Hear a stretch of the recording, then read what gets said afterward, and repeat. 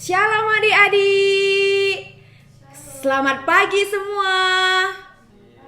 Apakah adik-adik masih semangat? Iya, kita harus semangat karena ini masih pagi. Iya, jadi semua adik-adik sudah sadar? Ayo semua kita bernyanyi memuji Tuhan dengan semangat. Jadi hari ini kita kembali ketemu di sekolah minggu. Hari ini kita akan bernyanyi memuji Tuhan dan mendengarkan firman Tuhan. Sebelum memulai ibadah kita bernyanyi dulu lagu Matahari Bersinar Terang dengan semangat. Adik-adik, tahukah kalian kalau di sini mataharinya sangat cerah sekali? Pastinya di tempat adik-adik juga mataharinya sangat cerah. Iya, bunga-bunga semua bermekaran. Kalau adik-adik nampak dekat bunga-bunga, pasti aromanya pun harum. Iya, jadi sekarang kita bernyanyi dengan semangat, Matahari Bersinar Terang. Kita bernyanyi dengan semangat ya adik-adik. Matahari bersinar terang, burung berkicaulah senang, harum semerbaklah bunga di padang. Semua mengajak kita berkata, mari puji nama Tuhan Pencipta, mari puji nama Tuhan Pencipta. Iya adik-adik, sebelumnya apakah adik-adik sudah pernah dengar lagu ini? Sudah. Oh, kalau sudah berarti kita harus dengan semangat bernyanyi lagu ini. Iya, jadi adik-adik dimanapun kita berada, di rumah kita masing-masing, kita bisa bernyanyi dengan semangat di hadapan Tuhan. Iya, untuk mengekspresikan rasa sukacita kita kepada Tuhan. Kalau kita bersama keluarga kita pun bisa kita ajak untuk bernyanyi memuji Tuhan. Iya, adik-adik dimanapun berada, di Kutambelin, di Raya, di mana lagi?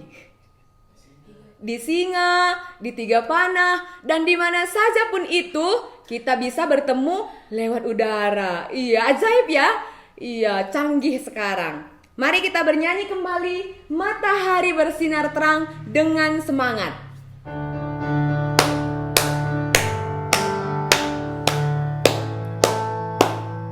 Matahari bersinar terang, burung berkicaulah senang, harum semerbaklah bunga di padang. Semua mengajak kita berkata, mari puji nama Tuhan Pencipta, mari puji nama Tuhan Pencipta. Sekali lagi. Matahari bersinar terang, burung berkicaulah senang, harum semerbaklah bunga di padang. Semua mengajak kita berkata, mari puji nama Tuhan Pencipta, mari puji nama Tuhan Pencipta. Oke adik-adik, sekarang kita persiapkan hati kita masuk ke dalam ibadah. Kita bernyanyi lagu Sukacita di Hatiku. Iya, harapan Miss dari tempat ini kita semua bisa bersukacita dari dalam hati kita karena kita masih punya kesempatan untuk beribadah di hadapan Tuhan, untuk memuji Tuhan, untuk mendengarkan firman Tuhan.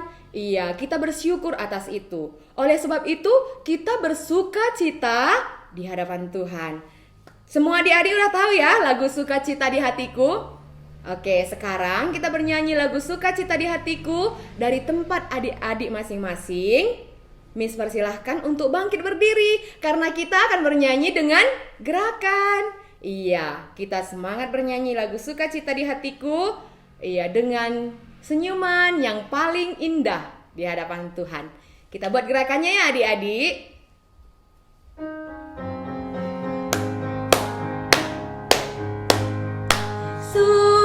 Sukacita di hatiku, sukacita di hatiku. Tuhan Yesus mengasihiku, Dia rela mati ganti diriku. Sekali lagi. Sukacita di hatiku, sukacita di hatiku. Tuhan Yesus mengasihiku, Dia rela mati ganti diriku. Sekarang adik-adik, kita persiapkan hati kita. Kita berdoa dengan hormat di hadapan Tuhan. Semuanya lipat tangannya, tutup matanya, tundukkan kepalanya. Mari kita bersatu di dalam doa. Bapa kami yang bertahta di dalam kerajaan sorga, kami sangat mengucap syukur untuk pagi hari ini, untuk hari Minggu ini. Tuhan masih memberikan kesempatan kepada kami untuk beribadah di hadapan Tuhan. Kami juga mengucap syukur untuk hari yang cerah. Kami juga mengucap syukur untuk hati kami yang penuh dengan sukacita. Itu semua karena anugerah Tuhan. Tuhan Yesus, kami berdoa, kiranya Tuhan menolong kami untuk boleh mengerti firman-Mu. Tuhan juga yang memberikan hikmat bijaksana kepada guru kami yang mengajari kami pada hari ini. Tuhanlah yang berbicara dari Dia, Tuhan yang memakai Dia, melayakkan Dia untuk menyampaikan firman-Mu. Kiranya dimanapun kami berada, Tuhan juga yang menolong supaya kami boleh dengan tenang dan memiliki hati yang teduh untuk mendengarkan firman Tuhan. Kami menyerahkan kebaktian kami ini dari awal, pertengahan hingga akhir ke dalam tangan Tuhan. Kiranya dimanapun kami berada, Tuhan yang hadir di tengah-tengah kami. Terima kasih Tuhan Yesus, dalam nama-Mu kami berdoa. Amin. Baik adik-adik, sekarang sebelum kita mendengarkan firman Tuhan, kita menyiapkan hati kita berdoa, aku sedang berjalan. Kita bernyanyi, maaf ya adik-adik, kita bernyanyi lagu Aku Sedang Berjalan dengan Tuhanku. Setelah itu kita mendengarkan firman Tuhan. Aku sedang berjalan dengan Tuhanku, sinar sorga penuh di hatiku. Aku bergandeng tangan dengan Tuhanku, menuju surga mulia dan kekal. Jalan berpadu, hati bersatu, di hatiku. Aku sedang berjalan dengan Tuhanku, mulia surga penuh di hatiku. Kita ulang sekali lagi ya. Aku sedang berjalan dengan Tuhanku, sinar surga penuh di hatiku. Aku bergandeng tangan dengan Tuhanku, menuju surga mulia dan kekal. Jalan berpadu, hati bersatu, suka surga penuh di hatiku. Aku sedang berjalan dengan Tuhanku, mulia surga penuh di hatiku. Kita mendengarkan firman Tuhan.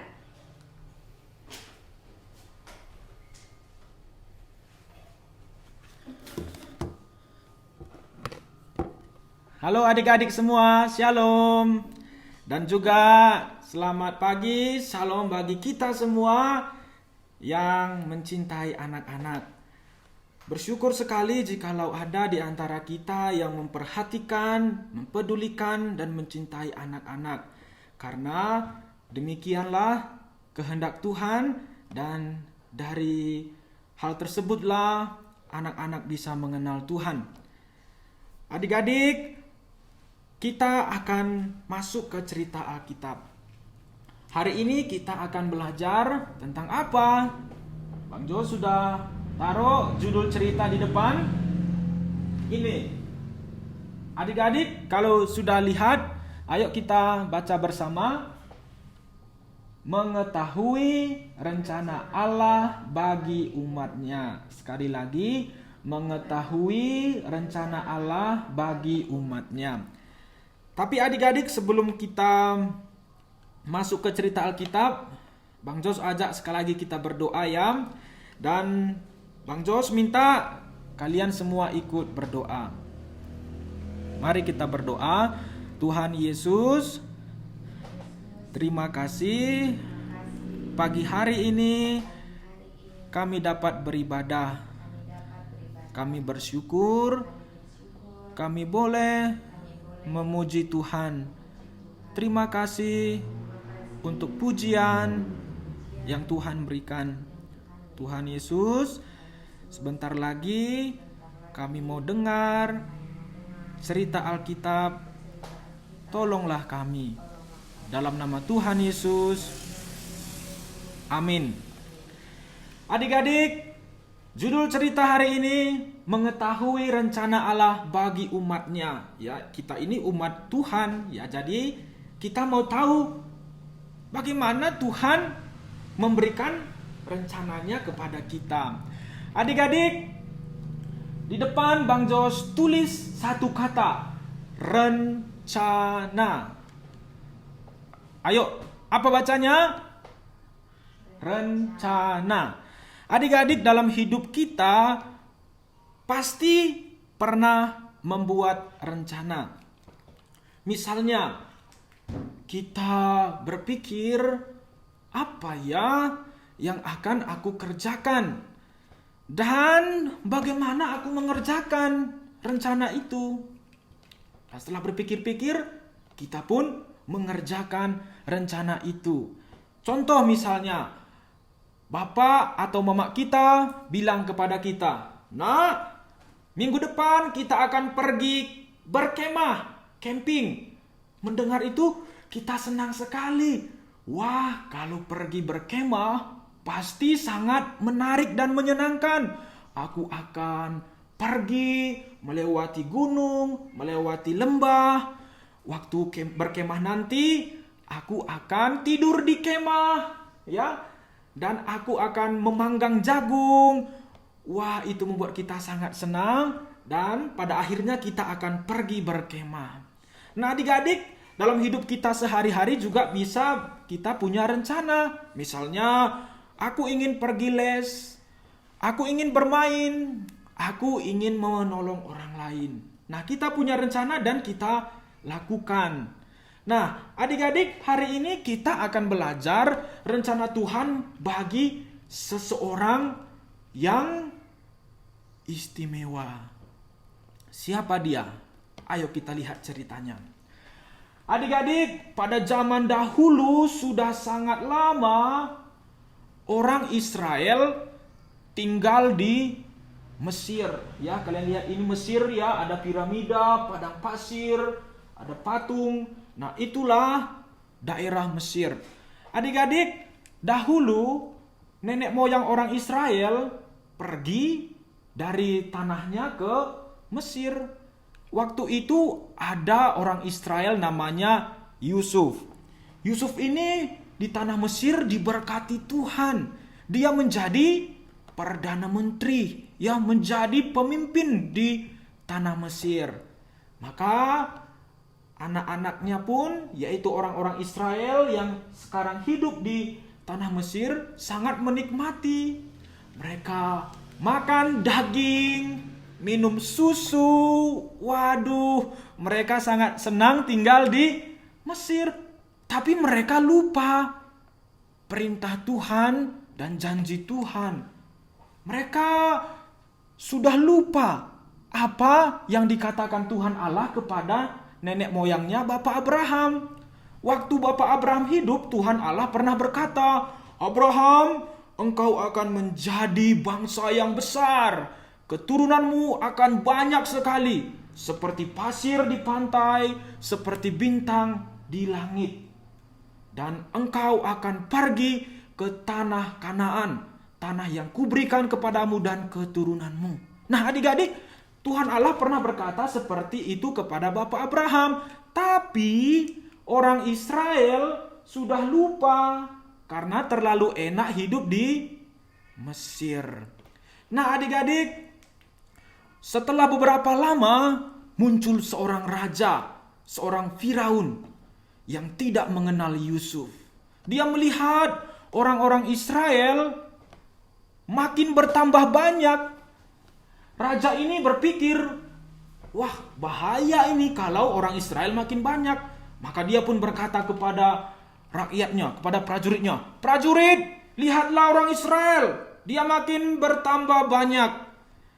Mereka makin kuat, bahaya ini. Kalau nanti kita diserang musuh, mereka bantu musuh, kita bisa hancur. Maka sekarang saya perintahkan, siksa orang Israel, suruh kerja paksa, tidak usah istirahat yang cukup, kata Raja Firaun. Maka setelah itu orang-orang Israel pun disuruh kerja keras. Mereka disuruh membangun kota, mereka dipukul, mereka diperbudak. Mereka disuruh membuat batu bata. Kalau mereka capek, mereka dipukul. Mereka disuruh angkat beban yang berat. Mereka sangat tersiksa dan mereka berseru kepada Tuhan, Tuhan tolong kami, kata orang Israel. Nah adik-adik, tapi luar biasanya, meskipun mereka disiksa, mereka disuruh kerja keras, tapi mereka makin banyak karena Tuhan memberkati mereka. Maka Firaun, raja pun mulai bingung. Ini gimana ya? Mereka sudah disuruh kerja keras, sudah disiksa, tapi mereka makin banyak. Maka akhirnya Raja Firaun pun mengatakan, prajurit, semua anak laki-laki dari Israel harus dibunuh. Buang mereka ke sungai Nil. Nah makanya adik-adik pada waktu itu prajurit-prajurit kalau dengar ada bayi menangis, dia lihat apakah dia laki-laki atau perempuan. Kalau laki-laki, prajurit itu ambil lalu buang ke sungai dan mati. Nah adik-adik, pada masa yang sulit seperti ini lahir seorang anak bayi dari satu keluarga. Yang laki-laki namanya Amram, yang perempuan namanya Yokebed. Mereka melahirkan seorang anak laki-laki. Waduh, gimana ya adik-adik? Pada waktu itu kalau anak laki-laki yang lahir, orang tuanya berkata, bagaimanakah kami harus lakukan? Karena prajurit akan datang dan bunuh bayi kami yang laki-laki. Maka pada waktu itu ibunya Yokebed diam-diam, dia tidak kasih tahu orang lain. Dia simpan, sembunyikan anak bayi di rumahnya atau di tempat yang aman. Dan akhirnya memang anak tersebut tidak dibunuh. Tapi adik-adik, tidak lama setelah itu, kira-kira 3 bulan, anak bayi itu tidak lagi bisa disembunyikan. Karena anak bayi sudah mulai tertawa, dia menangis, dia berceloteh, bilang mama, mama, mungkin seperti itu. Maka ibunya pun sudah khawatir kalau suara bayi ini oe, oe didengar oleh prajurit, maka prajurit akan datang dan bunuh. Maka ibunya ini mencari buluh pandan dan dia membuat satu keranjang. Lalu dia lapisi keranjang itu dengan ter supaya tidak masuk air. Dan setelah jadi, bayi itu dimasukkan ke keranjang. Lalu setelah dimasukkan ke keranjang, bagaimana? Ibunya membawanya ke sungai. Dia taruh anak bayi itu di sungai supaya prajurit jangan lihat. Dan selama bayi itu ada di atas keranjang, ibunya suruh kakak bayi itu namanya Miriam untuk lihat dari jauh-jauh, ya, supaya kalau ada yang terjadi dia bisa berbuat sesuatu. Nah, adik-adik, waktu bayi itu ada di sungai, pas pula putri Firaun, putri raja mandi-mandi di sungai, dan dia melihat ada seorang bayi di atas keranjang. Dia dengar suaranya, maka dia bilang dayang-dayang, ya, itu pembantu-pembantu putri Firaun, ambilkan itu, ada satu keranjang yang berisi bayi. Maka dayang-dayang ambil keranjang itu dan putri Firaun mendapatkannya dan melihat ada seorang bayi yang sangat lucu, yang indah. Dan waktu itu bayinya menangis. Waktu menangis, putri Firaun sangat tersentuh. Dia berkata, tentu ini bayi orang Israel. Dan waktu itu kakak bayi itu yang adalah Miriam mendatangi putri raja. Dia berkata, tuanku putri, apakah tuanku putri perlu seorang ibu untuk mengasuh anak ini? Nah, putri Firaun sangat senang karena itu yang dia perlukan. Maka dia berkata, panggil ibu yang bisa merawat dia. Aku akan bayar untuk biaya perawatannya dan aku akan suruh prajurit untuk jaga rumah supaya jangan ada yang berani ganggu-ganggu. Nah, adik-adik, itulah yang dilakukan putri Firaun. Dan setelah lama, beberapa bulan, beberapa tahun, maka ibu anak bayi ini membawanya ke putri raja. Dan putri raja ini sangat senang. Dan dia beri nama anak itu Musa. Siapa namanya? Musa. Karena dia berkata, aku telah menyelamatkannya dari air. Adik-adik, itulah cerita Tuhan memelihara bayi yang bernama Musa. Tuhan berkuasa, adik-adik. Kalau Tuhan punya rencana kepada seorang seperti bayi Musa, maka Tuhan akan menjaga, Tuhan akan memelihara. Termasuk kita. Kita umat Tuhan, kita orang-orang percaya pasti dipelihara Tuhan. Karena Tuhan punya rencana. Punya rencana. Adik-adik, rencana Tuhan untuk Musa apa sih? Tahu tidak? Rencana Tuhan bagi Musa untuk menjadi pemimpin bangsa Israel yang sedang diperbudak. Tuhan akan pakai Musa untuk membawa Israel keluar dari Mesir. Nah, adik-adik, seperti Tuhan sudah bekerja dalam hidup Musa, maka Tuhan juga akan bekerja dalam hidup kita.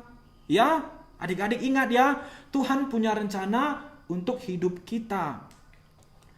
Makanya di dalam Mazmur 121 Tuhan berikan janji.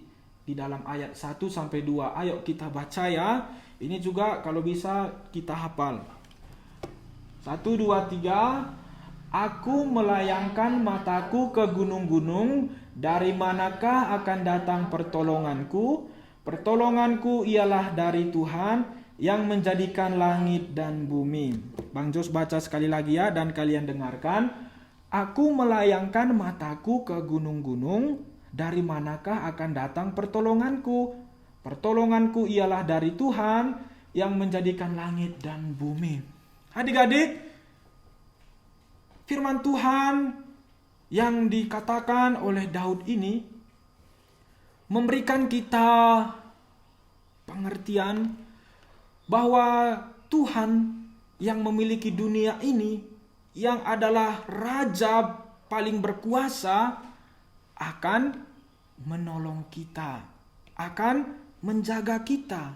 Kenapa ya? Karena Tuhan Allah punya rencana atas hidup kita. Tuhan Allah mau kita mengasihi Tuhan. Tuhan Allah mau kita melayani Dia. Oleh karena itu, Tuhan jaga kita, jaga adik-adik sekalian. Bang Jos punya pengalaman, kalian punya pengalaman. Bang Jos beberapa kali sebenarnya hampir mati, tapi Tuhan pelihara, Tuhan jaga. Kenapa? Karena Tuhan punya rencana. Demikian juga kita semua Tuhan akan jaga karena Tuhan punya rencana atas hidup kita.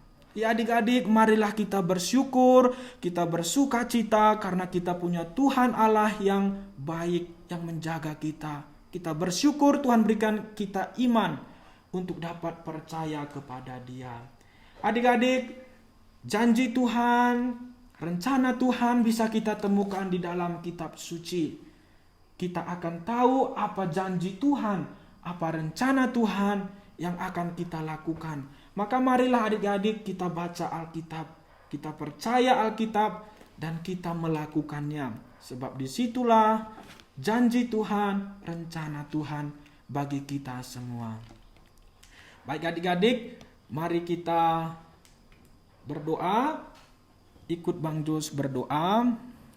Bapa di sorga, terima kasih pada pagi hari ini kami belajar dari kehidupan Musa yang Tuhan jaga. Terima kasih, Tuhan baik. Tuhan punya rencana bagi setiap kami. Tuhan, ajarilah kami supaya mengerti rencana Tuhan sejak kami kecil. Berikan kami hati yang mau mengasihi, yang mau mentaati Tuhan. Ini doa kami ya Tuhan. Dalam nama Tuhan Yesus kami sudah berdoa. Amin.